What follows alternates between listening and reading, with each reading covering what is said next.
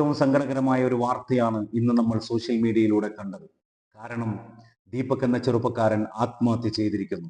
എന്തിന്റെ പേരിലാണ് ആ പാവം ചെറുപ്പക്കാരൻ ആത്മഹത്യ ചെയ്തത്?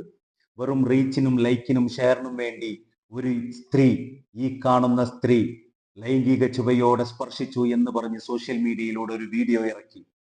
ആ വീഡിയോ വൈറലായപ്പോൾ അത് കണ്ട് മനം നൊന്ത് പാവം ചെറുപ്പക്കാരൻ ആത്മഹത്യ ചെയ്തിരിക്കുന്നു. ആ പാവപ്പെട്ടവൻ പോയപ്പോൾ ആർക്കാണ് പോയത്? അവന്റെ അച്ഛനും അമ്മയ്ക്കും മാത്രമാണ് നഷ്ടപ്പെട്ടത്. കാരണം ഒരു വീടിന്റെ അത്താണിയാവേണ്ടവനാണ് അവൻ. ആ വീട്ടിൽ അവനെയും കാത്ത് അച്ഛനും അമ്മയും ഇരിപ്പുണ്ട് എന്ന ചിന്ത ഈ സ്ത്രീക്ക് അന്നുണ്ടായിരുന്നില്ല. കാരണം ഇവർക്ക് വേണ്ടത് വൈറലാവേണ്ടതാണ്. ഇവർ വിചാരിച്ചതിനേക്കാൾ അപ്പുറമാണ് ഇന്നിവർ വൈറലായിക്കൊണ്ടിരിക്കുന്നത്. കാരണം നാളെ മുതൽക്ക് റീച്ചിന് വേണ്ടി കണ്ടന്റ് ഉണ്ടാക്കാൻ ഇനി ഇവർക്ക് എവിടെയും പോവണ്ട. സെൻട്രൽ ജയിലിൽ ഇരുന്നു കൊണ്ട് നല്ല മനോഹരമായി തന്നെ ഇവർക്ക് കണ്ടന്റ് ഉണ്ടാക്കാം. ഒരിക്കലും നിങ്ങളുടെ ആവശ്യത്തിന് വേണ്ടി, നിങ്ങൾക്ക് വൈറലാവാൻ വേണ്ടി മറ്റുള്ളവന്റെ ജീവിതത്തിലേക്ക് കയറി ഒരിക്കലും കളിക്കരുത്. മറ്റുള്ളവന്റെ ജീവിതം അതിന്റെ കരുവാക്കരുത്. നിങ്ങൾക്ക് വൈറലാവണമെങ്കിൽ മറ്റ് പല വഴികളുമുണ്ട്.